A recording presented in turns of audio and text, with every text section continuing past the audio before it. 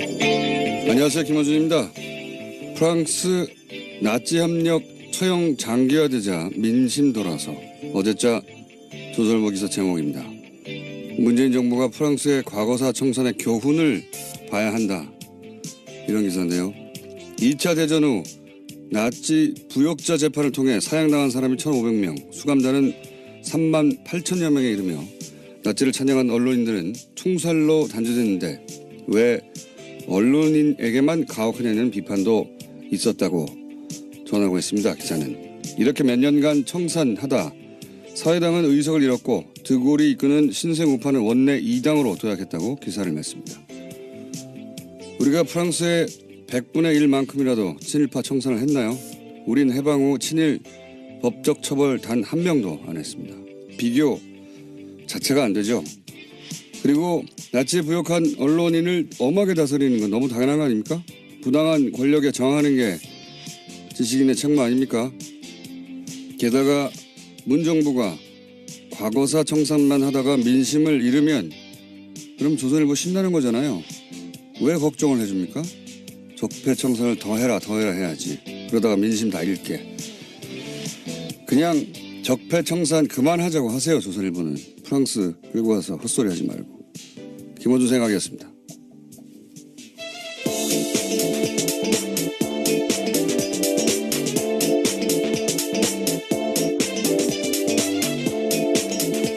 시사인의 김은지입니다. 조선일보 날로 기괴한 논리들이 나오고 있습니다. 예, 설마 나치에 부역하는 행위에 언론인들에게 감정이입한 거라면 정말 참 비참하네요. 예. 굉장히 놀라운 기사였어요. 프랑스 과거사 청산이 이런 식으로 사례로 쓰이는 건 제가 처음 봤습니다. 자, 그때 프랑스식으로 나치 부역 청산을 일제 청산을 우리가 했으면 조선일보 문 닫았죠. 자, 첫 번째 뉴스는요. 네, 다스는 누구 겁니까에 대한 드디어 일가 친척의 가족 이야기까지 나왔는데요. 이상은 다스 회장의 아들, 그러니까 이명박 전 대통령의 조카 이동영 씨가 다스는 이 전 대통령의 아들 이시영 거다라고 말하는 음성 파일이 나왔습니다. 어제 MBC가 보도했는데요. 이동영 씨는 다스 부사장이고 이시영 씨는 자기보다 직급이 낮은 전무입니다. 2016년 7월 달에 다스 총괄 부사장이던 시절에 이동영 씨가 다스의 핵심 관계자와 이야기하던 통화입니다. 자, 일단 먼저 한번 MBC가 오랜만에 단독했어요. 예, 단독을 연속으로 몇 가지 연속을 했는데 일단 그 오디오 파일, MBC에서 보도했던 오디오 파일 들어보겠습니다. 시영이는 지금 MB 믿고 해서 뭐 자기 거라고 뭐 회사에서 마음대로 하고 있잖아. 예, 이 대목은 이동영 씨, 이제 다스의 명부상 회장이고 최대 주주죠. 예, 이상은 회장의 아들 이동영 씨가 누구와 통화하는지는 모르겠습니다만 네, 다스의 전 핵심 관계자다라고 합니다. 누군지 저는 알 것 같아요. 근데 여기는 안 나왔으니까. 이시영 씨, 이명박 전 대통령의 아들 이시영 씨가 지금 MB 믿고 회사가 자기 거라고 회사에서 마음대로 하고 있잖아. 예. 최대 주주 회장의 아들이 하소연을 이런 게 한다는 게 말이 안 되는 거죠. 예, 심지어 부사장이었습니다. 뭐 그때도 그렇고요. 지금도 그렇습니다. 그러니까 아버지는 회장이고 자기는 총괄 부사장이었던 시절인데 이런 말을 이제 한다는 게 이게 말이 안 되는 거죠. 이재용 삼성 부회장이 주식이 하나도 없는 사람 때문에 그 사람이 삼성을 먹겠다고 마음대로 하면 그냥 두겠습니까? 그냥 회사에 쫓으면 끝나는 거지. 그럴 수 없는 거죠. 예. 관계를 드러내는데 이게 파일이 이게 하나가 아니에요. 자, 그 다음 연속도 꼭지가 여러 개 나왔죠. 예? 네, 또 강경호 다스 사장이라는 사람이 있는데요. 이 사람이 이명박 전 대통령에게 지시를 받고 다스 경영에 깊숙하게 개입하고 있다라는 식의 이야기도 있습니다. 그리고 이제 녹취 중에 이제 이런 것도 있었습니다. MBC가 단독으로 보도한 회장도 나도 희생했다. 예, 희생할 게 뭐였어요? 자기들이 최대 회사 주인인데. 네, 대표인데요. 예, 이것도 좀 들어보겠습니다. MBC 보도입니다. 나도 아버님이 회장님이 살아계시는데 형이 이런 꼴을 당하니까 형은 울분이 터지지만 어차피 희생하는 거잖아. 어차피 회장님도 희생했잖아. 그러니까요. 네, 여기서 형이라고 하면 자신을 뜻하는 겁니다. 이동영 씨 자신요. 그 이시영 씨 사촌 형이거든요. 나이로 따지면. 그러니까 본인 입장에서는 아들 입장에서는 아버지가 이제 이 문맥으로 보자면 바지 회장 노릇을 하는 게 그리고 자신도 그렇게 하고 있는 게 한탄스러운 거죠. 예. 네, 울분이 터진다, 가슴이 찢어진다라는 표현도 있습니다. 예. 아들 입장에서 이렇게 말할 수 있죠. 근데 이제 그 과정에서 자신들이 명부상 최대 주주인데 실제 주인이 아니라는 말인 거죠. 이게 또 있습니다. 네, 이명박 전 대통령의 아들 이시영 씨가 다스를 접수했다라는 식의 언급도 계속해서 나오는데요. 이시영 씨를 지칭하는 듯하면서 자신을 해코지하려 한다라는 말도 있습니다. 이거 일단 들어보시겠습니다.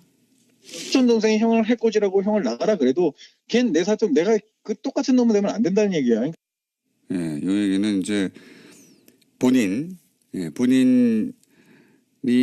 입장에서 보자면 그 이명박 전 대통령의 아들 이시영 씨는 사촌 동생이죠. 예, 사촌 동생이 형인 나한테 나가라고 해도 내가 똑같은 놈 되면 안 된다는 건데 내가 똑같은 놈이 되면 안 된다는 건 무슨 말인지 모르겠어요. 이건 모르겠고 하여튼 똑같이 권력 싸움 할 수 없다라는 취지의 이야기인 것 같은데요. 권력 예. 싸움을 할 수 없잖아요, 실제. 예. 그러니까 이시영 씨가 이제 지금 그 전까지 총괄 부사장을 하고 있던 본인 이동영 씨를 쫓아내려고 한다. 네, 차근차근 권력을 접수하고 있는 과정에서 나온 발언입니다. 이동영 씨 주변 사람들도 정리를 했나 봐요. 예. 그러니까 그 전까지는 자기가 총괄 부사장이고 자기 사람들도 좀 있었는데 그 사람들을 다 정리하고 있다 보니까 이시영 씨가 회사를 장악하게 가는 과정에서 예. 그러다 보니까 이제 거기 불만을 토로하면서 동생이 나를 해코지하려고 한다. 네, 상대방에게 하소연하고 있는 과정인 것 같은데 상대방도 해코지를 당할 수 있는 상황이기 때문에 너까지도 지켜줄 수 없다라는 취지의 이야기가 아닌가 짐작해 봅니다. 그러니까 이런 사람도 사표 받으러 가고 저런 사람도 사표 받으러 한다. 그래서 뭐 밤잠을 못 자고 있다. 그러니까 실소유주 아들이니까 실소유주 아들이 이 회사 내 거 해가는 과정에서 불만을 토로하고 있는 이제 그 덕분에 저희는 최대 주주 회장님의 아들인데 실제로는 아무 힘이 없구나 하는 걸 알게 되는 녹취 파일의 내용을 MBC가 단독으로 몇 개를 연속 보도했습니다. 네, MBC의 폼이 돌아오고 있나요? 아직은 모르겠네요. 어쨌든 관련해서 가장 적나라한 단독 최근 다스 관련해서는 그렇습니다. 그리고 또 마침 또 이상한 회장의 아들 이동영 씨가 어제 검찰 출석을 했죠. 네, 다스 125 관련해서 수사 중인 동부지검에서 피의자 신분으로 나갔습니다. 자신의 개인 비리 혐의까지 받고 있는데 납품업자한테 각종 비리 리베이트 받았다라는 것까지 있습니다. 자, 들어가는 과정에서 기자들이 당연히 이제 다스 누구 겁니까 물어봤어요. 여기에 대해서 이동영 부사장의 답변 들어보시겠습니다. 그건 뭐 당연히 뭐 저희 아버님이 지분이 있으니까 저는 그렇게 생각하고 있고요. 네. 네, 공식적인 답은 다스는 이렇습니다. 누구 것이냐. 저희 아버님이 지분이 있으니까 전 그렇게 생각하고 있다는 건 아버님이 다스의 주인이라고 생각하고 있고 이런 말이죠. 예. 굉장히 이상한 답변이에요. 좀만 생각해 보면. 왜냐하면 다스는 누구 겁니까? 아버지 겁니다. 이렇게 답변해야 되는 겁니다. 아버지 거면. 그런데 아버지가 지분이 있으니까 저는 아버지 게 아닌가 생각하고 있어요. 이게 말이 되는 소리입니까? 조금만 생각해 보면 이제 본인의 이제 머릿속에 그래도 지분이 있으니까 우리 아버지가 뭘 좀 행사해야지 이렇게 생각하지만 실제로는 아니라는 걸 아니까 여기에 대한 답변은 아버지 겁니다. 진짜로 아버지 거면 이거죠. 아버지 거라고 저는 생각하고 있어요. 이게 이 답변 자체가 아버지 게 아니라는 걸 드러내고 있는 거거든요. 이걸 짚어줘야 되는데 안 짚어줘서 제가 짚어드립니다. 자기 건데 자기 거라고 생각하고 있어야는 이상한 답이잖아요. 내 겁니다. 아버지 겁니다. 라고 답변을 해야 되는 답변이 그렇게 안 나온 거죠. 게다가 이건 지분이 있으니까 이건 변명이잖아요. 일종의. 예. 현재로서 최대 지분을 가지고 있습니다. 그러니까 거기 기대는 거예요. 지분이 있으니까 저는 아버지 거라고 생각해요. 이 말 자체가 지분이 있는데도 아버지 거로 아무도 인정을 안 해준다는 얘기죠. 예. 그게 드러난 답변입니다. 자, 예리하게 한번 짚어놓고. 자, 다음 순요. 네, 어제 김명수 대법원장이 입장문을 냈습니다. 법원 블랙리스트와 관련해서 계속해서 후폭풍이 있는데요. 김명수 대법원장은 조사 과정에서 나온 문건 내용은 대다수 사법부 구성원들이 상상하기 어려운 거다라고 인정했습니다. 그제 대법관 13명이 내놓은 입장과는 다소 다른 이야기인데 별도 기구를 구성해서 추가 조사에 나서는 등 법원 행정처 개혁하겠다라는 입장도 밝혔습니다. 요 사안은 저희가 이제 이정열 전 판사님을 3일째 모시고 이야기 잠깐 나눠볼 텐데 이게 지금 이제 김명수 대법원장은 어떻게든 법원 자체적으로 이 문제를 해결하려고 하는 것 같아요. 근데 이제 첫 번째 조사에 대해서 사법부 내에서도 그리고 밖에서도 이것까지 되냐고 뭐 납득할 사람이 아무도 없죠. 조사 파일도 한계가 있고. 네, 다 열어보지도 못했습니다. 아주 그러니까요. 일부가 나온 거거든요. 그것도 폴더를 다 열어본 것도 아니잖아요. 예, 지금 그 파일을 확보하고 내용을 열어본 방식이 크게 3가지 검색을 해서 명단과 그러니까 명단 이게 이 사람들이 걸려 있지 않을까 싶은 명단 그리고 2개가 뭐였죠? 이정일 판사한테 키워드를 또 가지고 있는데. 이정일 판사한테 물어보기로 하죠. 그 3가지 축으로 검색을 해서 나오는 것만 한 거지 폴더에 하나하나 들어간 게 아니에요. 예. 그 검찰의 수사를 맡긴다는 게 이제 입법, 사법, 행정 한 축인 사법부로서는 이게 이제 자존심도 상하고 나쁜 선례가 될까 생각하시는 것 같아요. 네, 더 이상 자존심의 문제가 아니고요. 행정부의 수장조차도 혐의가 있으면 검찰 조사를 받았습니다. 저는 사법부 통째로 검찰 수사를 받는다는 건 뭐 상상할 수 없는 일이니까 문제가 된 개별 판사들 몇 수사를 의뢰해야 하는 게 아닌가 사법부 차원에서도 그렇게 생각이 드는데 제가 대법원장이 아니기 때문에 이 이야기는 잠시 후에 이정열 판사님과 이야기 나눠보겠습니다. 네, 그런데 검찰이 어제 관련된 고발 사건을 재배당하고 본격적인 수사에 나설 준비에 나섰는데요. 지난해 한 시민단체가 양승태 전 대법원장과 당시 법원행정처 간부들을 검찰에 고발한 바가 있습니다. 또 법원의 추가조사위원회가 판사들의 컴퓨터를 열어본 것을 문제 삼아서 자유한국당에서 김영수 대법원장 고발한 건도 있거든요. 이 건에 대해서 나눠져 있었는데요. 하나로 몰아서 정리한다고 어제 검찰이 발표했습니다. 적어도 그 양승태 전 대법원장과 이 파일을 작성한 사람들은 검찰에 고발해야 되는 게 아닌가. 개별적으로는 검찰이 수사 그 사람들을 대상으로 해야 되는 게 아닌가 싶긴 한데 처음부터 끝까지 다 사법부 내에서 자체적으로 개혁하고 자체적으로 방안을 만들어서 발표하고 하는 것으로 저는 그런 식으로 넘어가면 두고두고 씨앗을 남기는 게 될 거라고 봐요. 예. 그렇게 해서는 안 된다고 보는데 사법부가 뭐 일개 부처가 아니다 보니까 쉽지 않은 결정인가 봅니다. 자, 다음 뉴스는요.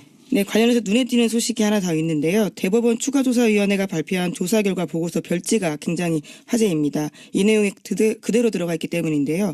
여기에 보면 추가조사위가 이 문건을 발견한 곳에 BH라는 폴더가 있다라고 합니다.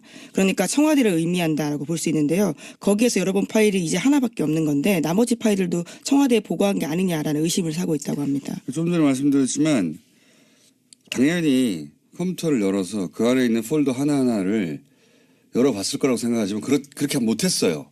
그걸 허용하지 않았기 때문에. 그냥 키워드 몇 개를 정해서 검색하라고 한 겁니다. 그중에 걸린 거거든요. 근데 이제 지금 이야기한 그 법원행정처하고 우병우 민정수석하고 주고받았다. 전원 합의체로 해부어 달라 요구하고 그걸 받아주고 하는 그 문서가 나오는 게 BH라는 폴더에서 나왔다는 겁니다. BH 청와대죠, 청와대. 여기 파일 하나만 들었겠어요? 이걸 열어봐야 되는데 이 BH 폴더를 못 열어본 거죠, 지금은. 네, 그렇죠. 지금은 협조가 되지 않은 상황이기 때문에 네. 강제 수사가 아니어서 하지 못하고 있습니다. 그냥 파일 하나가 걸렸는데 그걸 열어봤더니 이런 얘기 나왔고 그 파일이 어디 있었지 하고 그 경로를 확인했더니 그 폴더였다는 겁니다. 그 폴더 안에 100개의 파일이 있는지 1000개가 있는지 1개가 있는지 몰라요. 근데 뭐 폴더를 따로 만들었으니까 1개 있겠습니까? 지금 딱 하나 나온 건데. 박근혜 전 대통령 특히 최순실 씨 관심사안 재판 관련해서 저는 요청이 엄청 많이 갔을 거라고 보고, 왜냐하면 그 박근혜 최순실 그렇게 해도 된다고 생각하는 사람들이었거든요. 그리고 양승태 대법원장의 사법부도 그런 요구가 있으면 응해야 된다고 생각했던 게 드러났잖아요. 네, 실제로 김영환 민정수석의 비망록이나 안종범 전 수석의 업무 수첩에도 관련 내용들이 있습니다. 이 폴도 당연히 열어봐야 되는데 지금 계속 사법부에서는 개인의 사생활이나 뭐 이런 얘기 때문에 못 열어보고 있잖아요. 네, 개인 회사- 파일 지우면 되잖아요. 그러면 회사 공용 컴퓨터가 어떻게 사생활과 연관되는지는 사실 여전히 의문입니다. 그렇다고 쳐요. 예? 판사들은 자신의 사생활과 관련된 파일을 야독인가요? 거기 너 있다고 쳐. 그럼 또 지우면 되잖아요. 이거 할 때는 이해가 안 가는데 어쨌든 지금 딱 그렇게 걸려 있습니다. 자 뉴스 2개 정도 더 할 수 있겠네요. 네. 네, 최순실 메모가 또 나왔습니다. 이번에는 문체부 조직 개편도 미리 알고 있었다라는 정황이 담긴 내용인데요. 2016년 3월 달에 쓰인 메모입니다. 여기에는 종무실, 2차관, 1차관이라고 쓰여 있는데 관련 업무를 2차관이 맡았던 걸 1차관으로 변경한다는 내용인데 실제로 조직 개편안이 그해 3월 달 국무회의를 통과했습니다. 그러니까 적어도 11일 전에는 최순실 씨가 이 내용을 알고 있었다라고 보이는 겁니다. 이런 일도 했네요. 그냥 자기가 뒤에서 이해관계가 있는 사람들을 꽂아준 것만 한 줄 알았더니 예. 네, 장시호 소관- 씨가 다 소관 촬영한 업무. 메모입니다. 소관 업무를 바꾸게 됐네요. 예. 최순실 공항은 맞았어요. 자, 다음 뉴스는요. 네, 안철수 국민의당 대표가 어제 바른정당과의 통합에 대해서 호남을 벌이는 것도 보수로 가는 것도 아니다라고 말했습니다. 안 대표는 바른정당과의 통합에 속도를 내고 있는데 이에 대해서 호남과의 결별이다라는 지적이 나오고 있습니다. 그에 대한 반박을 한 겁니다. 그렇군요. 요즘 안철수 대표하고 유승민 대표의 언론 노출 굉장히 많기 때문에 사실은 반대하시는 반대파의 뭐랄까요 그 격정하고는 다르게 여기 지지율은 저는 올라갈 거라고 봅니다. 노출이 많으면 올라가거든요. 근데 요거는 이제 3부에서 박지원 대표하고 한번 다뤄보겠지만 이 워딩은 매우 안 좋네요. 왜냐하면 안철수 대표가 반복적으로 하는 실수 중에 하나인데 지난 대선에서 왜 내가 MB 아바타입니까 한 적이 있잖아요. MB 아바타가 아니라는 걸 강조하기 위해서 말을 한 건데 사람들 기억에는 MB 아바타만 남거든요. 지금까지도 인상적으로 남아있는 말입니다. 이 말도 사실은 마찬가지예요. 아마도 그렇게 공격을 받나 본데 호남을 버리고 보수로 간다 라고 공격을 받으니까 그게 아니라고 말한 거잖아요. 근데 MB 아바타처럼 이것만 남는 거예요. 호남을 버리고 보수로 간다. 그것만 남게 되는 효과가 있는데 왜냐하면 전후 사정을 모두 다 자세히 아는 사람의 숫자보다는 이렇게 이제 이미지로 받아들이는 사람이 훨씬 더 많은 법인데 왜 이렇게 말하는지 모르겠네요. 자, 오늘 여기까지 하겠습니다. 시사인의 김은지였습니다. 감사합니다. 자, 바로 이어서 리얼미터 권순정 조사 분석 실장 나오셨습니다. 안녕하십니까. 자, 여론조사 처음으로 50 숫자 찍혔네요. 예, 네, 대통령 처음으로 50%대로 물론 잠정 수치입니다. 저희들 네. 주중 잠정 집계인데 화요일치가 그렇게 찍혔네요. 네, 처음으로 그러니까 3일 연속 월, 화, 수 1,500명을 집계해서 나온 결과가 네. 긍정평가가 6.2%포인트 하락해서 59.8%. 이거는 북핵부 때보다 더 큽니다. 네. 네, 부정평가가 6.3%포인트 상승해서 35.6%를 기록했습니다. 2주 연속 하락했고 낙폭이 지난주에 4.6%포인트 떨어졌고 이번 주에 6.2%포인트 하락했으니까 도합하면 10.8%포인트 아닙니까? 네. 이런 경우는 상당히 좀 이례적인 경우입니다. 맞습니다. 찾아봤더니 박근혜 정부 때 2014년도 4월 세월호 참사 때 11.8%포인트가 2주 연속 빠졌는데 그 이후에는 없었습니다. 네. 생각해 보시면 그 사이에 세월호 같은 사건이 벌어진 게 아니잖아요. 그렇습니다. 네. 지금 따지고 보면 좋은 뉴스가 더 많습니다. 네. 기본적으로는 뭐 불과 몇 개월 전까지 전쟁 난다고 하다가 네. 지금 어쨌든 전쟁이 아니라 올림픽을 통해서 이제 화해 모드를 만들고 있는 와중인데 이게 뉴스를 자세히 안 보는 분들이 이해가 잘 안 갈 거예요. 그 국내 정책적인 논란 그런 부분도 있긴 했었지만 세월호 참사와 비견할 정도는 아니고 그러니까요. 예, 그 남북 북한의 평양 올림픽 참가 또한 사실상 평화올림픽이라는 관점에서 접근해 본다고 한다면 이렇게 많이 영향을 미칠 정도는 아니라고 생각하는데 저는 왜 그런지는 알겠어요. 알겠는 게 이게 개별 이슈로 보면 안 되고요. 제가 보기엔 일단 수치를 이제 한번 소개해 주시죠. 예. 네, 그래서 조사일 기준으로는 조사일 기준 일간으로는 8일 연속 하락을 하다가 죄송합니다. 어제 24일 날에 60.3%로 소폭 반등했는데 그 이전에는 19일 날 64.4%로 시작을 해서 22일 월요일 날에 60.8%, 화요일 날 23일에 59.9%. 그러니까 일간 최저치를 기록했죠. 근데 거의 어제 바로 소폭이긴 하지만 60.4%로 화요일 날 하락세가 처음으로 멈췄습니다. 59.9를 찍은 거예요. 화요일 날 네, 처음으로. 그렇습니다.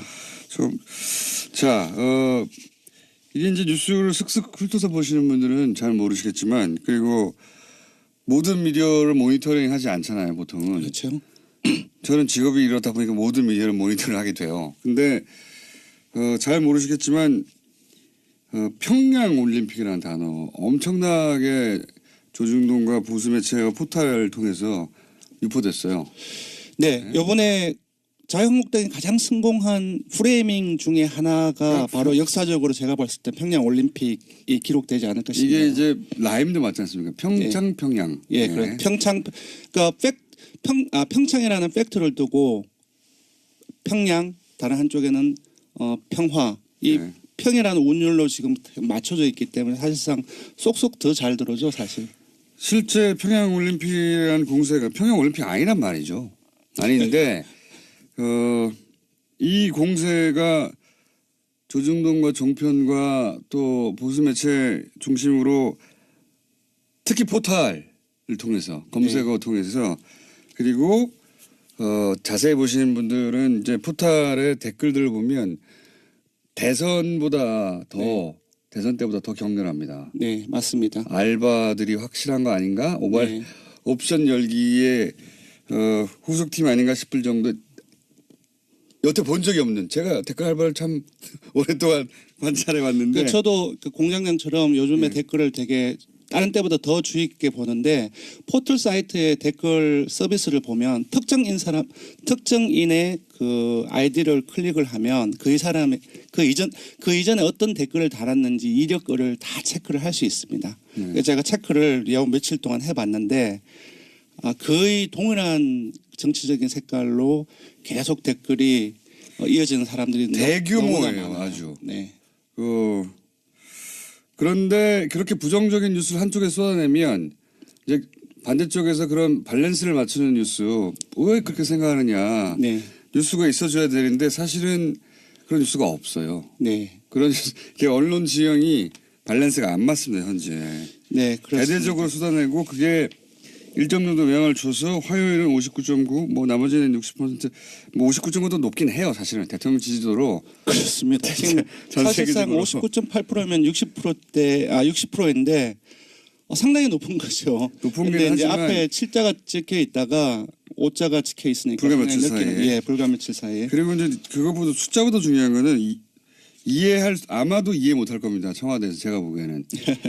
청와대에서는 뭔가 잘하고 있다고 생각이 들거든요. 잘 풀리고 있다. 네, 네. 드디어 불과 며칠 전까지 전쟁한다고 하다가 이제 올림픽을 통해서 그런 대화의 계기를 만들고 다 좋아지고 있는 것 같은데 왜 이렇게 폭락하지? 이해를 못할 거예요. 예, 청와대 같은 경우는 지난 21일 일요일부터 어제까지 4일 연속 대통령의 입을 빌어서 아니면 청와대 그 대변의 입을 빌든지나 4일 연속 평창 올림픽 협조 요청 발언을 했어요. 회의 자리든 아니면은 춘추관에서든. 보도가 잘 안 됩니다. 예, 이게 보도가 거의 안 됐어요. 과거 같은 경우에는 이렇게 남북 단일팀이나 또는 뭐 이런 올림픽에 이렇게 참여한다. 대대적으로 이게 의미가 뭔지 설명을 해줬거든요. 네. 지금은 단일팀 얘기가 나오면 그 의미를 설명하는 게 아니라 바로 그 아이스하키 팀이 가지고 있는 개인들이 가지고 있는 불만, 개인이 불만이 있을 수 있죠. 네. 그 보도로 바로 갑니다.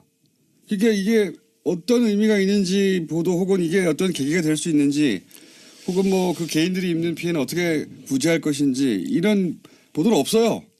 보신 분들은 아시겠지만 일방적으로 때리는 겁니다. 그냥 다 잘못했어요. 북한과 관련해 가지고는 네, 그렇습니다. 그런 뉴스만 쏟아지지.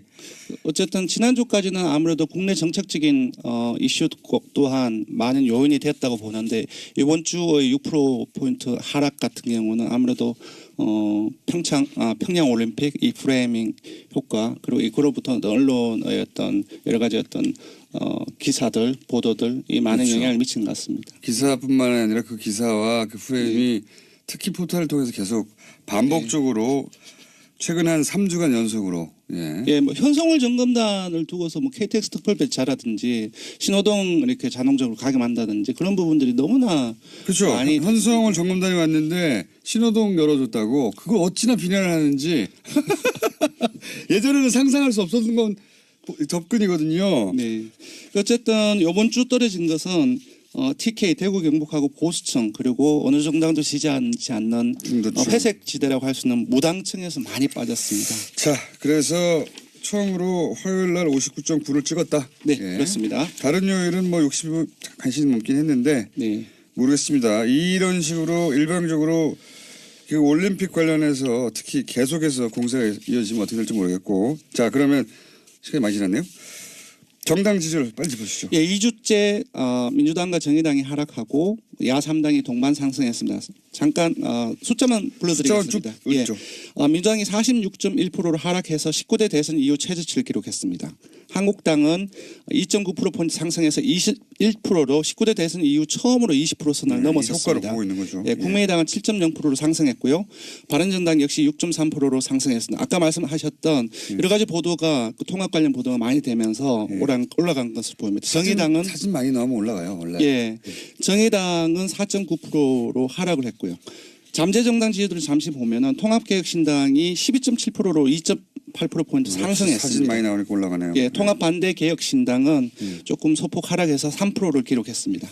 조사 개요를 말씀드리면요. 네.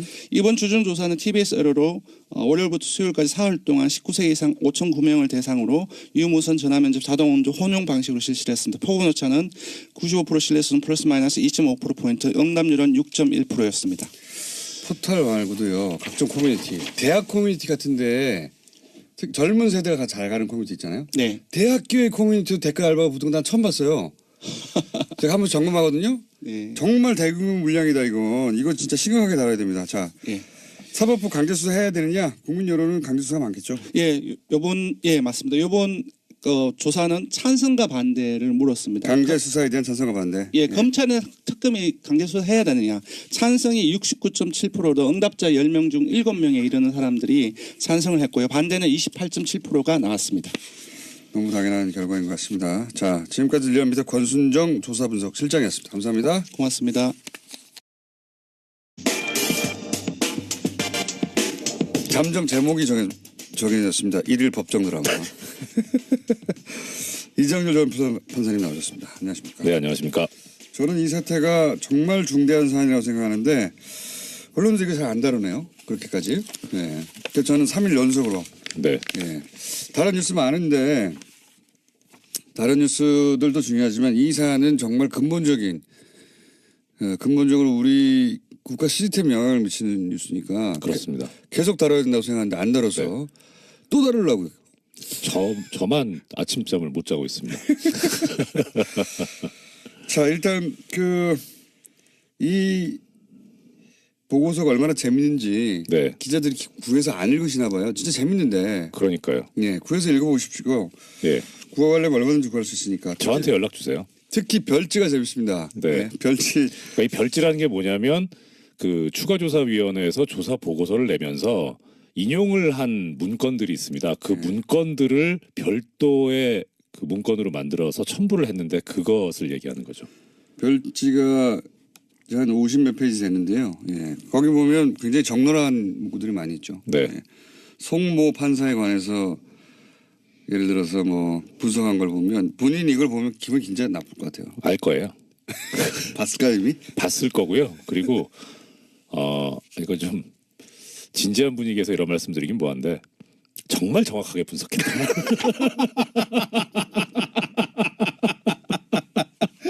죄송합니다. 혹시 제가 재판 중에 이분을 만나게 될지도 모르죠. 만날 일은 없습니까? 지금 당분간은? 예, 당분간 없습니다. 아 그렇군요. 재판 네. 보직이 아니군요. 네. 자, 낄 때 안 낄 때 뭐 이런 거 표현도 등장하고 뭐 하여튼 예, 이 부분에 관해서 조금 언급을 해드리면 예. 아예 별도로 이 송모 판사에 대해서 분석을 해놓은 건데 분석하게 된 이유가 자유 게시판에 그러니까요. 자유 게시판이라면 이제 법원 내부 통신망의 게시판을 말합니다. 글 썼다고 이거 분석한 거예요. 글 예. 썼다고. 이 사람이 어떤 사람이 이런 글을 쓴 거야? 이렇게 된 거예요. 그 글을 야. 이제 여러 개를 쓰니까 그러니까 분석을 했는데 먼저 제일 처음에 나오는 부분이 프로필이 나옵니다. 그런데 이 문건에서는 프로필을 별첨했다라고 했는데 그 별첨 자료가 사라져 있습니다. 네. 그런다고 이 사람이 누군지 모르냐? 알죠. 연수원 34기고요. 그리고 우리법연구회와 국제인권법연구회 핵심 리더. 네. 이 문구는 어디에 나오냐면 별도의 문건에서 나옵니다. 이 송판사가 워낙 활약을 많이 했기 때문에 네. 그래서 이렇게 표현을 합니다. 각종 소모임을 결성하고 국제인권법연구의 현 활동 방식은 우리법연구에서 구축한 활동 방식을 그대로 따른 것이다. 이렇게 분석을 해놨는데요. 제가 이건 이제 그렇고. 이걸 읽다가 느낀 거 이거 간첩 분석하듯이 분석해놨어요. 맞아요. 예. 네. 이 사람은 어떤 사람이니까 이런 글을 쓰는데 어떻게 상대해야 되고 이런 네. 식으로 분석을 해놨어요. 예전에 그 뭐 MBC에서도 그랬습니다만 사측에서 노동조합 이렇게 뭐라 그래야 되죠? 분쇄. 예. 예. 예. 할 때 그때 이제 그 노조 핵심 간부들을 상대로 분석하는 그런 형태입니다. 그래서 이 송판사에 대해서 이 문건에서 성향을 딱 표현을 했는데 아까 공장장님께서도 말씀하셨지만 그 속칭 낄 때 안 낄 때 판단이 밝아 자신에게 불이익이 오지 않을 이슈에 대해서는 강한 어조로 비판하고 그 반대의 경우에는 침묵한다. 굉장히 모욕적인 표현이거든요. 모욕적인 표현이죠. 자신한테 이익이 안 되면 안 한다는 거잖아요. 굉장히 모욕적인 표현인데 적나라합니다. 근데 지금 이제 검색된 문건에서만 이게 나온 거지 사실은 자유 게시판에 글을 좀 몇 번 썼거나 네. 그런 분들은 이런 게 다 있다고 봐야 돼요. 그렇죠. 다 있다고 봐야 그렇죠. 됩니다. 예. 예. 이 부분에 관해서 이제 이 조사를 하게 된 이유를 이 보고서에서 적시를 해놓고 있는데요. 내용은 이겁니다. 일단 계속 글을 쓰니까 했는데 이 문건 자체는 2015년 1, 2월경에 작성이 된 건데 2009년 3월부터 2015년 1월 15일까지 6, 7년간 이 썼던 글을 전부 분석을 한 겁니다. 야, 이거 할 일이 되게 없나 봐요. 그러면서 또 이런 표현도 있습니다. 동기인 유모 판사는 현장의 필드 플레이어 성격이 강하다면 송 판사는 배후 기획, 정리, 분석, 전략 수립 등에 더 밝음. 자신에게 이목이 집중되자 연구회를 탈퇴함. 그렇죠. 우리법연구회 회원이었다가 자신에게 이목이 집중되자 우리법연구회 탈퇴함. 근데 요건 아니에요. 그건 아니에요. 요건 아닌데 탈퇴한 건 맞는데 요건 아니고. 근데 자신에게 불이익이 오지 않을 이슈에 대해서는 강한 어조로 비판하지만 반대의 경우에는 침묵하는 거는 대충 맞습니다. 술자리에서도 그렇고. 선동과 기질. 뭐 예, 이런 그런 거. 표현이 있습니다. 선동과 아웃사이더 비평가 기질이 있어서 이슈 발생하면 주변 법관들을 선동하는 기질이 다분하다. 그다음에 집행부에 대한 불신과 의혹이 크다. 예, 이렇게 표현을 한 하고 있습니다. 사람에 대해 그러니까 한 사람에 대해서 3페이지 걸쳐서 이렇게 분석하고 정리하고 뭐 그러고 있습니다. 한 사람을. 그렇죠. 예. 예. 여기에 대해서 다른 문건엔 또 뭐라고 표현을 하고 있냐면 이런 거 그러면 어떻게 대처할 것이냐. 예. 가능한 대응 방안 1. 무시 전략. 무시하자. 2. 일부 설명 전략. 뭐 이렇게 해가지고 일부 설명 전략. 그러니까 다 설명하지 말고 일부만 설명하자. 예, 이런 식으로 다 알게 되면 또 덤비니까. 그러니까요. 중요 사안의 일부만 설명해서 잘 모르게 한다. 아 이거 웃으면 안 되는데 죄송합니다. 아 저도 몇 기가 번 차서 웃었어요. 몇 번 기가 차서. 웃었어요. 야, 예. 이 우리나라 최고 엘리트들인데 사법고시를 치고 연수원 성적이 가장 좋은 분들이 가서 모여 있는데 네. 그 중에서도 엘리트 중에 엘리트가 법원 행정처에 가는 건데 그렇죠. 이렇게 하시나. 이건 이제 또 개인에 관한 거고요. 네. 요 며칠 동안 몇 번 말씀을 드렸었는데 이 이판사판 야단법석이라고 포털 사이트 다음에 판사들이 모여서 카페를 연 것이 있습니다. 그러니까 이제 법원 내부가 아니라 이번에는 다음에 자체적으로 네. 본인들끼리 예 카페를 열었어요. 예. 근데 거길 또 들어가요. 예, 거기를 들어가요. 거기를 들어가는데 이게 이제 이 카페는 개설된 게 2014년 10월 24일 날 개설이 되는데요. 네. 여기에 대해서 그러면 지금 2015년 현재 회원이 380여 명이다. 원래는 40명에서 이렇게 늘었다. 그러니까 주목이 되는 거죠. 네. 예, 긴장이 되고 거기에 대해서 그러면 어떻게 법원행정처가 대응하려고 했느냐. 먼저 카페 폐쇄를 유도한다. 어떤 방식으로? 어떤 방식으로? 여기에 제 이름이 나옵니다. 예. 이모 부장판사 사태를 언급하면서 협박하는 거고. 그렇죠. 너도 잘리고 싶어? 그렇죠. 두 번째, 회원으로 가장해서 카페 내 활동 중단에 대한 글을 게시한다. 관련해서 로그인 가능한 아이디와 비밀번호를 확보한 상태다. 아이 참네. 예, 예 그렇게 하면서 운영자의 자진 카페 폐쇄를 유도하는데 어떻게 하냐면 이 개설자가 여성이거든요. 네. 여성판 이분은 금방 드러날 수 있어가지고 말씀드리기가 좀 곤란한데. 그런 식으로 하면 당신도 알잖아 이정열 부장판사 어떻게 됐는지 이렇게 하겠다는 거죠. 그렇죠. 예. 예. 그러면서 나쁜 사례로. 소속 법원장이나 믿을 만한 선배 여성 법관들을 통해 적절한 방법으로 우려를 전달한다. 굉장히 웃겨요. 예, 그러면서 일단은. 하나 또 재미있는 문건이 하나 그 표현이 나오는데요. 이 카페 활동과 관련해서 이제 법관 윤리 강령에 위반되는 게 아니냐 해서 징계를 검토를 했던 모양이에요. 네. 그래서 이 법관 윤리 강령들을 쭉 검토를 하는데 그 중에 권고 의견 5호라는 게 있습니다. 네. 그 권고 의견 5호에서 5호에 위반이 되는지 여부에 관해서 검토를 했는데 거기에 이런 문구가 나옵니다. 권고 의견 제5호는 우리법 연구회를 타깃으로 마련된 의견이다. 그래서 특정 연구회를 타깃으로 강령을 법을 만들어 버린 거죠. 들이. 제재를 하려고 했는데 네. 규정이 없으니까 규정을 아예 만들어낸 거군요. 예, 그렇죠. 그래서 맨 마지막 결론 가능한 조치. 대법원 공직자윤리위원회 권고 의견 5호 7호 위반의 소지가 있다는 점을 최후의 설득 및 엄포용 카드로 활용. 협박하겠다고 계획을 세웠던 거죠. 이런 수준으로 사실은 뒷조사를 하고 끊임없이 캐고 그리고 네. 협박을 하고 자기들 뜻과 다른 판사들은 이제 압력을 가하고 혹은 행사재판에서 배제하고 예. 그 사찰하고 실행에 옮긴 거잖아요, 다.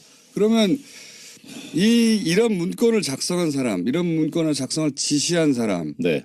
그 수장, 양승태 대법원장부터 시작해서 몇몇 사람들은 사법부 통째로 와서 압수수색해라. 이건 안 되는 걸 알겠어요. 그러면 최소한 그 몇몇 사람은 사법부가 그 검찰에 수사 의뢰해야 되는 거 아닌가요? 당연히 그래야 되는데 네. 근데 뭐 며칠 전에도 말씀드렸습니다만 일단 모냥 빠지니까 그 판사들의 모양 빠지는 건 알겠는데 예. 그런 내부 분위기는 없습니까? 이거는 수사 의뢰에서 확실히 뿌리 뽑고 가자라는 판사들의 내부 의견은 없어요? 지금 뭐 여기 그 사찰당해 가지고 문건에 나오는 차성한 판사 같은 경우에 네. 워낙 유명해졌으니까 실명 네. 공개하고요. 이분은 이제 얘기를 하는 게 뭐냐면 일단 컴퓨터의 비밀번호를 건 심의관들한테 비밀번호를 제공하라는 명령을 대법원장이 해야 된다. 그건 너무 당연한 것 같아요. 이거를 따르지 않으면 별도의 징계 절차를 거치거나 그때 고발을 하고 네. 그리고 거기에 따라서 검찰 수사가 이루어졌으면 좋겠다 해서 검찰 수사까지는 예상을 하고 있는 것 같아요. 이 제안을 하고 있는 것 같고. 그건 이제 차상원 판사의 의견인데 제 의견이고, 말은 예. 그런 의견에 다른 판사들이 사실 동조해주고 힘을 실어줘야 그렇죠. 대법원장이 이제 그 안에서 자기 마음대로 할 수 없는 부분도 있잖아요. 분위기에 따라서. 네. 근데 지금 학습 효과라는 게 있어서요. 네. 그러니까 이제 지금 양승태에서 김명수 대법원장으로 바뀐 지 얼마 안 됐거든요. 예. 그러니까 지금 오히려 판사들 같은 경우에는 뭐 얘기를 들어보니까 관망하는 사람들이 꽤 있어요. 지금 김명수 대법원장을 어떻게 믿느냐, 어떻게 될지 어떻게 아냐. 그래서 지금 어제 김명수 어떻게 대법원 믿느냐는 그 불신의 골자는 뭐죠? 그러니까 이 사람도 나중에 똑같이 하는 거 아니냐. 아 나중에 예전에 경험이 있어요. 그러니까 참여정부 때 이용훈 대법원장이 예. 임명이 됐었거든요. 예. 초기에 이용훈 대법원장이 상당히 개혁적이고 이 민주적인 여러 예. 절차들을 시도하고 정말 소송법에 충실한 재판을 하려고 애를 썼습니다. 많이 네. 그 전파를 하고. 그런데 이명박 정부가 들어서고 나서 네. 협박을 했죠. 물러나라고. 네. 그리고 물러나지 않을 경우에는 그 가지고 있는 카드를 공개하겠다. 네. 그래서 일설에 의하면 이용훈 대법원장이 뭐 충성맹세를 했다 이런 소문이 있어요. 법원 내 그건 소문. 그렇다 치고. 법원 내 소문이군요. 예. 그래요? 그런데 그 이후에 정말 180도 돌변합니다. 아 그래요? 예, 그때 법원 행정처에 소위 말하는 기레기 유사급의 이 판사들이 많이 들어갑니다. 어허. 그러면서 아니, 근데- 많이 그러니까 예. 이런 이용훈 대법원장 체제도 겪어봤기 때문에 김명수 대법원장이 지금 들어왔다고 해서 예. 저 사람을 믿고 그대로 따라가는 게 과거 이용훈 꼴 나지 않겠느냐라고 하는 그 생각도 있는 거예요. 근데 지금 아직 정권이 네, 많이 남았잖아요. 그 사이에 한 200년은 해야죠. 이제. 제 말은 예. 그 사이에 4년 이내에 이 문제를 4년까지 끌 것도 없이 올해 내에 이 문제는 해야죠. 처리하지 않으면 사법부는 신뢰를 못 받아요. 그렇죠. 그래서 지금 반반인 게 어제 김명수 대법원장이 믿고 좀 기다려달라라고 한 거에 대해서 그럼 믿고 한번 기다려보자 그래도 믿을 수 있지 않냐라는 그런 측. 그다음에 아니다 결국은 똑같을 거다. 검찰 쪽으로 가야 된다라는 그런 측. 그다음에 그러니까 자체 조사로 끝낼 수 있다고 믿는 사람들 아직 절반은 되는군요. 판사들도 대략. 대략 그렇고 근데 거기에 이제 일부 목소리가 나오는 게 소수 목소리가 어차피 중이 제 머리 못 깎지 않냐. 그건 너무 당연한 거 아닙니까? 그러니까 이거를 세상에 그런 게 근데 어디 있어요? 문제는 예. 이 검찰도 또 하나의 트라우마가 있는 게 뭐냐면요. 예전에 의정부 법조비리, 대전 법조비리 이런 사건 수사를 검찰이 직접 했었거든요. 그때 이제 판사들이 많이 수사 대상이 됐었는데 예. 그 수사를 담당했던 검사들은 예. 실제 재판에서 별로 좋은 결과 안 나왔어요. 그러니까 검사들이 실제 한다 그래서 제대로 하겠느냐 이것도. 법원에 밑보이게 된다. 그렇죠. 그 검사 개인이 문제가 생길 수 있으니까 그래서 이걸 특별 검사로 해야 되지 않느냐. 아예. 예. 아예 이제 밖에 변호사 옷 벗고 변호사 된 분들을 근데 그게 그럼 일이 너무 커지고 시간이 걸리잖아요. 커지죠. 게다가 이제 저는 개인적인 의견인데 예. 이거 수사를 할 거냐 조사를 할 거냐 이것도 뭐 하나의 중요한 문제긴 하지만 뭐 애청자 여러분 뭐 예를 들어서 이거 PC 강제 개봉하려면 영장 발부받아야 된다고 하는데 예. 지금 영장 청구했다고 치고 지금 서울중앙지법 영장 판사들이 이거 영장 내주겠습니까? 그것도 있군요. 예, 그러니까 저는 시간이 좀 걸리더라도 아예 제가 이거 최순실 국정농단 때 정말 소수의 목소리지만 주장했었는데 특별재판소 만들어야 된다. 이 판사들 못 믿는다. 근데 지금도 사실 좀 그런 생각이 있어요. 그리고 새로운 제도까지 등장하게 너무 되면 커지긴 하는데 논란이 너무 커져요. 그냥 검찰로 가죠. 바로.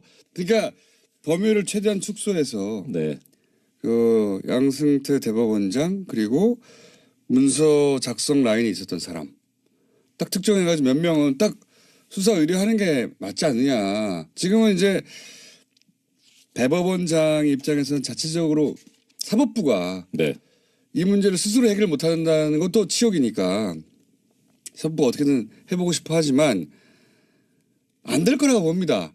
어떤 조직이든 사법부가 아니라 어떤 안 조직이든 돼요. 스스로는 못 하거든요. 그럼요. 아는 사람이고 네. 그거 어떻게 합니까? 못 합니다. 그래서 다 외부 컨설팅을 받는 거고 외부 힘을 빌리는 건데 이거는 그럼요. 밖으로 가야 된다고 저는 일반인들은 당연히 그렇게 생각해요. 일반인들은. 네. 저도 일반인인데. 더 이상 판사가 아니시니까. 이거 그 대법원장이 이제 어제 1차 조치로는 부족하다는 거는 이제 절실하고 절실 깨닫고 2차 조사한다는데 거기서 강제로 열지 그 비밀번호 못 열고 파일 전체 검색 못하면 수사를 가야 된다고 봅니다. 저는. 그럼요. 그리고 하나 이제 뭐 약간 시간 있으니 저 짧게 말씀드리면 이 보고서에도 그런 얘기가 나옵니다. 여러 가지 이제 기술적인 걸 동원했는데 특히 하드디스크와 SSD인가? SSD. 예. 예. 근데 SSD는 이 저장 매체 특성상 복구가 상당히 힘들답니다. 그래서 완전히 미궁에 빠질 수도 있지 않냐라는 그런 우려가 보고서에도 담겨 있습니다. SSD에 저장해라 뭐 이런 얘기가 있어요? 아니 SSD까지 제출을 받았는데 그건 복구가 더 힘들더라.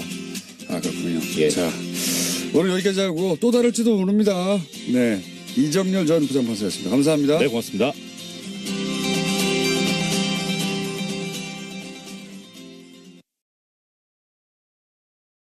들어가고 저런 사람도 사표하도록 한다. 그래서 뭐 밤잠을 못 자고 있다. 그러니까 실소유주 아들이니까 실소유주 아들이 이 회사 내 거 해가는 과정에서 불만을 토로하고 있는 그 덕분에 저희는 최대주주 회장님의 아들인데 실제로는 아무 힘이 없구나 하는 걸 알게 되는 녹취 파일의 내용을 MBC가 단독으로 몇 개를 연속 보도했습니다. 네, MBC의 폼이 돌아오고 있나요? 아직은 모르겠네요. 어쨌든 관련해서 가장 적나라한 단독 최근 다스 관련해서는 그렇습니다. 그리고 또 마침 또 이상한 회장의 아들 이동영 씨가 어제 검찰 출석을 했죠. 네, 다스 125호 관련해서 수사 중인 동부지검에서 피의자 신분으로 나갔습니다. 자신의 개인 비리 혐의까지 받고 있는데 납품업자한테 각종 비리 리베이트 받았다라는 것까지 있습니다. 자, 들어가는 과정에서 기자들이 당연히 이제 다스 누구 겁니까 물어봤어요. 여기에 대해서 이동영 부사장의 답변 들어보시겠습니다. 그건 뭐 당연히 뭐 저희 아버님이 지분이 있으니까 저는 그렇게 생각하고 있고요.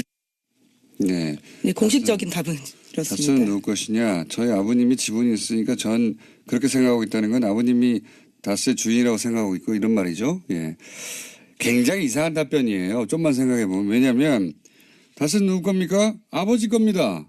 이렇게 답변해야 되는 겁니다. 아버지 거면. 그런데 아버지가 지분이 있으니까 저는 아버지 게 아닌가 생각하고 있어요. 이게 말이 되는 소리입니까? 조금만 생각해 보면 이제 본인의 이제 머릿속에 그래도 지분이 있으니까 우리 아버지가 뭘 좀 행사해야지 이렇게 생각하지만 실제로는 아니라는 걸 아니까 여기에 대한 답변은 아버지 겁니다. 진짜로 아버지 거면 이거죠. 아버지 거라고 저는 생각하고 있어요. 이게 이 답변 자체가 아버지 게 아니라는 걸 드러내고 있는 거거든요.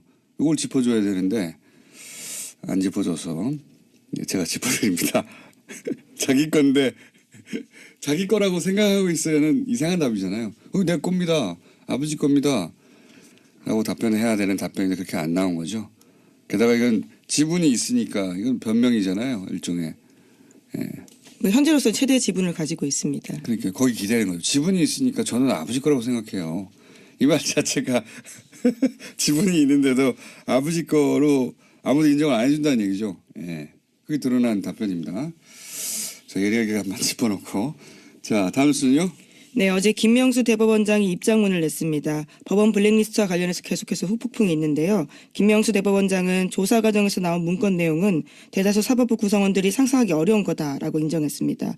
그제 대법관 13명이 내놓은 입장과는 다소 다른 이야기인데 별도 기구를 구성해서 추가 조사에 나서는 등 법원 행정처 개혁하겠다라는 입장도 밝혔습니다. 요 사안은 저희가 이제 이정열 전 판사님을 3일째 모시고 이야기 잠깐 나눠볼 텐데 이게 지금 이제 김명수 대법원장은 어떻게든 법원 자체적으로 이 문제를 해결하려고 하는 것 같아요. 근데 이제 첫 번째 조사에 대해서 사법부 내에서도 그리고 밖에서도 이것까지 되냐고 뭐 납득할 사람이 아무도 없죠. 그럼 MB 믿고 회사가 자기 거라고 회사에서 마음대로 하고 있잖아. 예. 최대주주 회장의 아들이 하소연을 이런 게 한다는 게 말이 안 되는 거죠. 예, 심지어 부사장이었습니다. 뭐 그때도 그렇고요. 지금도 그렇습니다. 그러니까 아버지는 회장이고 자기는 총괄 부사장이었던 시절인데 이런 말을 이제 한다는 게 이게 말이 안 되는 거죠. 이재용 삼성 부회장이 주식이 하나도 없는 사람 때문에 그 사람이 삼성을 먹겠다고 마음대로 하면 그냥 두겠습니까? 그냥 회사에 쫓으면 끝나는 거지. 그럴 수 없는 거죠. 예. 이 관계를 드러내는데 이게 파일이 이게 하나가 아니에요. 자, 그 다음 연속도 꼭지가 여러 개 나왔죠. 예. 네, 또 강경호 다스 사장이라는 사람이 있는데요. 이 사람이 이명박 전 대통령에게 지시를 받고 다스 경영에 깊숙하게 개입하고 있다라는 식의 이야기도 있습니다. 그리고 이제 녹취 중에 이제 이런 것도 있었습니다. MBC가 단독으로 보도한 회장도 나도 희생했다. 예. 희생할 게 뭐였어요? 자기들이 최대주 회사 주인인데. 네, 대표인데요. 예, 이것도 좀 들어보겠습니다. MBC 보도입니다. 나도 아버님이 회장님이 살아계시는데 형이 이런 꼴을 당하니까 형은 울분이 터지지만 어차피 희생하는 거잖아. 어차피 회장님도 희생했잖아. 그러니까요. 네, 여기서 형이라고 하면 자신을 뜻하는 겁니다. 이동영 씨 자신요. 그 이시영 씨 사촌 형이거든요. 나이로 따지면. 그러니까 본인 입장에서는 아들 입장에서는 아버지가 이제 이 문맥으로 보자면 바지 회장 노릇을 하는 게 그리고 자신도 그렇게 하고 있는 게 한탄스러운 거죠. 예. 네, 울분이 터진다, 가슴이 찢어진다라는 표현도 있습니다. 네, 아들 입장에서 이렇게 말할 수 있죠. 근데 이제 그 과정에서 자신들이 명부상 최대 주주인데 실제 주인이 아니라는 말인 거죠. 이게 또 있습니다. 네, 이명박 전 대통령의 아들 이시영 씨가 다스를 접수했다라는 식의 언급도 계속해서 나오는데요. 이시영 씨를 지칭하는 듯하면서 자신을 해코지하려 한다라는 말도 있습니다. 요거 일단 들어보시겠습니다. 사촌 동생이 형을 해코지라고 형을 나가라 그래도 걘 내 사촌 내가 그 똑같은 놈을 되면 안 된다는 얘기야. 예, 요 얘기는 이제 본인 입장에서 보자면 그 이명박 전 대통령의 아들 이시영 씨는 사촌 동생이죠. 예, 사촌 동생이 형인 나한테 나가라고 해도 내가 똑같은 놈 되면 안 된다는 건데 내가 똑같은 놈이 되면 안 된다는 건 무슨 말인지 모르겠어요. 이건 모르겠고 하여튼 똑같이 권력 싸움 할 수 없다라는 취지의 이야기인 것 같은데요. 권력 예. 싸움을 할 수 없잖아요, 실제. 예. 그러니까 이시영 씨가 이제 지금 그 전까지 총괄 부사장을 하고 있던 본인 이동영 씨를 쫓아내려고 한다. 네, 차근차근 권력을 접수하고 있는 과정에서 나온 발언입니다. 이동영 씨 주변 사람들도 정리를 했나 봐요. 예. 그러니까 그 전까지는 자기가 총괄 부사장이고 자기 사람들도 좀 있었는데 그 사람들을 다 정리하고 있다 보니까 이시영 씨가 회사를 장악하게 가는 과정에서 예. 그러다 보니까 이제 거기에 불만을 토로하면서 동생이 나를 해코지하려고 한다. 네, 상대방에게 하소연하고 있는 과정인 것 같은데 상대방도 해코지를 당할 수 있는 상황이기 때문에 너까지도 지켜줄 수 없다라는 취지의 이야기가 아닌가 짐작해 봅니다. 그러니까 이런 사람도 사표 조사 파일도 한계가 있고 네, 다 열어보지도 못했습니다. 아주 그러니까요. 일부가 나온 거거든요. 그것도 폴더를 다 열어본 것도 아니잖아요. 예, 지금 그 파일을 확보하고 내용을 열어본 방식이 크게 세 가지 검색을 해서 명단과 그러니까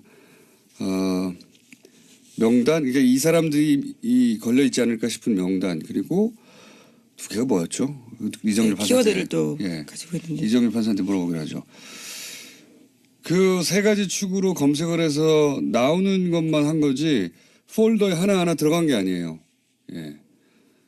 그 검찰의 수사를 맡긴다는 게 이제 입법, 사법, 행정 한 축인 사법부로서는 이게 이제 자존심도 상하고 나쁜 선례가 될까 생각하시는 것 같아요. 네, 더 이상 자존심의 문제가 아니고요. 행정부의 수장조사도 혐의가 있으면 검찰 조사를 받았습니다. 저는 사법부 통째로 검찰 수사를 받는다는 건 뭐 상상할 수 없는 일이니까 문제가 된 개별 판사들 몇 수사를 의뢰해야 하는 게 아닌가 사법부 차원에서도 그렇게 생각이 드는데 제가 대법원장이 아니기 때문에 이 이야기는 잠시 후에 이정렬 판사님과 이야기 나눠보겠습니다. 네, 그런데 검찰이 어제 관련된 고발 사건을 재배당하고 본격적인 수사에 나설 준비에 나섰는데요. 지난해 한 시민단체가 양승태 전 대법원장과 당시 법원행정처 간부들을 검찰에 고발한 바가 있습니다. 또 법원의 추가조사위원회가 판사들의 컴퓨터를 열어본 것을 문제 삼아서 자유한국당에서 김영수 대법원장 고발한 건도 있거든요. 이 건에 대해서 나눠져 있었는데요. 하나로 몰아서 정리한다고 어제 검찰이 발표했습니다. 적어도 그 양승태 전 대법원장과 이 파일을 작성한 사람들은 검찰에 고발해야 되는 게 아닌가. 개별적으로는 검찰이 수사 그 사람들을 대상으로 해야 되는 게 아닌가 싶긴 한데 처음부터 끝까지 다 사법부 내에서 자체적으로 개혁하고 자체적으로 방안을 만들어서 발표하고 하는 것으로 저는 그런 식으로 넘어가면 두고두고 씨앗을 남기는 게 될 거라고 봐요. 예. 그렇게 해서는 안 된다고 보는데 사법부가 뭐 일개 부처가 아니다 보니까 쉽지 않은 결정인가 봅니다. 자, 다음 뉴스는요. 네, 관련해서 눈에 띄는 소식이 하나 더 있는데요. 대법원 추가조사위원회가 발표한 조사 결과 보고서 별지가 굉장히 화제입니다. 이 내용이 그대로 들어가 있기 때문인데요. 여기에 보면 추가조사위가 이 문건을 발견한 곳에 BH라는 폴더가 있다라고 합니다. 그러니까 청와대를 의미한다라고 볼 수 있는데요. 거기에서 열어본 파일이 이제 하나밖에 없는 건데 나머지 파일들도 청와대에 보고한 게 아니냐라는 의심을 사고 있다고 합니다. 좀 전에 말씀드렸지만 당연히 컴퓨터를 열어서 그 안에 있는 폴더 하나하나를 열어봤을 거라고 생각하지만 그렇게 못했어요. 그걸 허용하지 않았기 때문에. 그냥 키워드 몇 개를 정해서 검색하라고 한 겁니다. 그중에 걸린 거거든요. 근데 이제 지금 이야기한 그 법원행정처하고 우병우 민정수석하고 주고받았다. 전원 합의체로 해부어 달라 요구하고 그걸 받아주고 하는 그 문서가 나오는 게 BH라는 폴더에서 나왔다는 겁니다. BH 청와대죠, 청와대. 여기 파일 하나만 들었겠어요? 이걸 열어봐야 되는데 이 BH 폴더를 못 열어본 거죠, 지금은. 네, 그렇죠. 지금은 협조가 되지 않은 상황이기 때문에 네. 강제 수사가 아니어서 하지 못하고 있습니다. 그냥 파일 하나가 걸렸는데 그걸 열어봤더니 이런 얘기 나왔고 그 파일이 어디 있었지 하고 그 경로를 확인했더니 그 폴더였다는 겁니다. 그 폴더 안에 100개의 파일이 있는지 1000개가 있는지 1개가 있는지 몰라요. 근데 뭐 폴더를 따로 만들었으니까 1개 있겠습니까? 지금 딱 하나 나온 건데. 그 박근혜 전 대통령 특히 최순실 씨 관심사안 재판 관련해서 저는 요청이 엄청 많이 갔을 거라고 보고 왜냐하면 그 박근혜 최순실 그렇게 해도 된다고 생각하는 사람들이었거든요. 그리고 양승태 대법원장의 사법부도 그런 요구가 있으면 응해야 된다고 생각했던 게 드러났잖아요. 네, 실제로 김영환 민정수석의 비망록이나 안종범 전 수석의 업무수첩에도 관련 내용들이 있습니다. 이 폴더 당연히 열어봐야 되는데 지금 계속 사법부에서는 개인의 사생활이나 뭐 이런 얘기 때문에 못 열어보고 있잖아요. 네, 개인 파일 지우면 되잖아요. 그러면 회사 공용 컴퓨터가 어떻게 사생활과 연관되는지는 사실 여전히 의문입니다. 그렇다고 쳐요. 예? 판사들은 자신의 사생활과 관련된 파일을 야독인가요? 거기 있다고 쳐. 그럼 또 지우면 되잖아요. 이거 할 때는 이해가 안 가는데 어쨌든 지금 딱 그렇게 걸려 있습니다.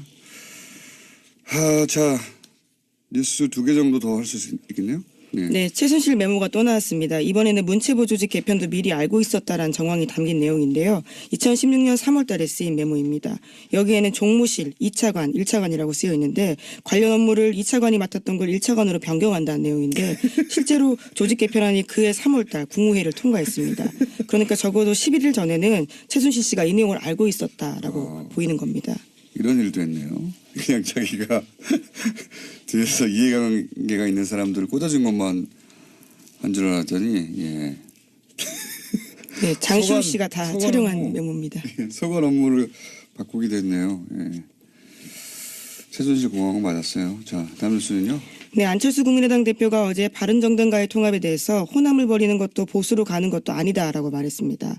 안 대표는 바른정당과의 통합에 속도를 내고 있는데 이에 대해서 호남과의 결별이다라는 지적이 나오고 있습니다. 그에 대한 반박을 한 겁니다. 그렇군요. 요즘 안철수 대표하고 유승민 대표의 언론 노출 굉장히 많기 때문에 사실은 반대하시는 반대파의 뭐랄까요 그 격정하고는 다르게 여기 지지율은 저는 올라갈 거라고 봅니다. 노출이 많으면 올라가거든요. 근데 요거는 이제 3부에서 박지원 대표하고 한번 다뤄보겠지만 이 워딩은 매우 안 좋네요. 왜냐하면 안철수 대표가 반복적으로 하는 실수 중에 하나인데 지난 대선에서 왜 내가 MB 아바타입니까 한 적이 있잖아요. MB 아바타가 아니라는 걸 강조하기 위해서 말을 한 건데 사람들 기억에는 MB 아바타만 남거든요. 지금까지도 인상적으로 남아있는 말입니다. 이 말도 사실은 마찬가지예요. 아마도 그렇게 공격을 받나 본데 호남을 버리고 보수로 간다 라고 공격을 받으니까 그게 아니라고 말한 거잖아요. 근데 MB 아바타처럼 이것만 남는 거예요. 호남을 버리고 보수로 간다. 그것만 남게 되는 효과가 있는데 왜냐하면 전후 사정을 모두 다 안녕하세요. 김호준입니다. 프랑스 나치 협력 처형 장기화되자 민심 돌아서 어제자 조선일보 기사 제목입니다. 문재인 정부가 프랑스의 과거사 청산의 교훈을 봐야 한다. 이런 기사인데요. 2차 대전 후 나치 부역자 재판을 통해 사형당한 사람이 1,500명, 수감자는 3만 8천여 명에 이르며 나치를 찬양한 언론인들은 총살로 단죄됐는데 왜 언론인에게만 가혹하냐는 비판도 있었다고 전하고 있습니다. 기자는 이렇게 몇 년간 청산하다 사회당은 의석을 잃었고 드골이 이끄는 신생 우파는 원내 2당으로 도약했다고 기사를 냈습니다. 우리가 프랑스의 100분의 1만큼이라도 친일파 청산을 했나요? 우린 해방 후 친일 법적 처벌 단 한 명도 안 했습니다. 비교 자체가 안 되죠. 그리고 나치에 부역한 언론인을 엄하게 다스리는 건 너무 당연한 거 아닙니까? 부당한 권력에 저항하는 게 지식인의 책무 아닙니까? 게다가 문정부가 과거사 청산만 하다가 민심을 잃으면 그럼 조선일보 신나는 거잖아요. 왜 걱정을 해줍니까? 적폐청산을 더 해라 해야지. 그러다가 민심 다 잃게. 그냥 적폐청산 그만하자고 하세요. 조선일보는. 프랑스 끌고 가서 헛소리 하지 말고. 김원준 생각이었습니다.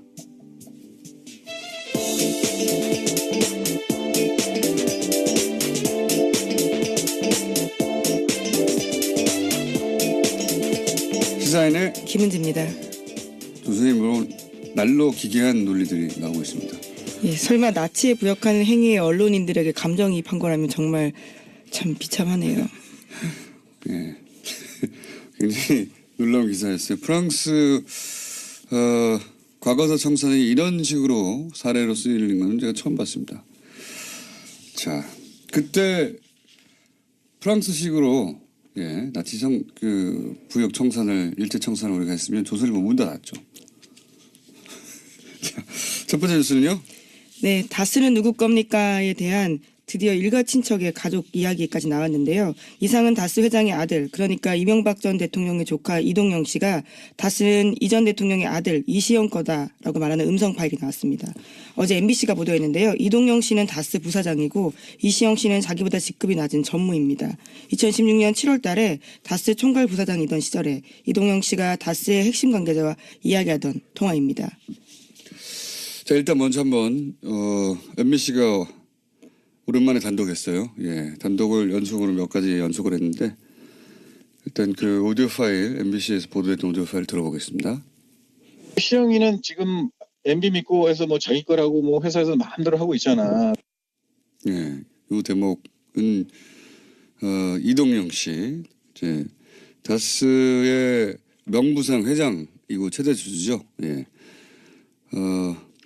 이상은 회장의 아들 이동영 씨가 누구와 통화하는지는 모르겠습니다만 네, 이시영 다스의 씨. 전 핵심 관계자다라고 합니다. 누군지 저는 알 것 같아요. 근데 여기는 안 나왔으니까 이시영 씨, 이명박 전 대통령의 아들 이시영 씨가 지금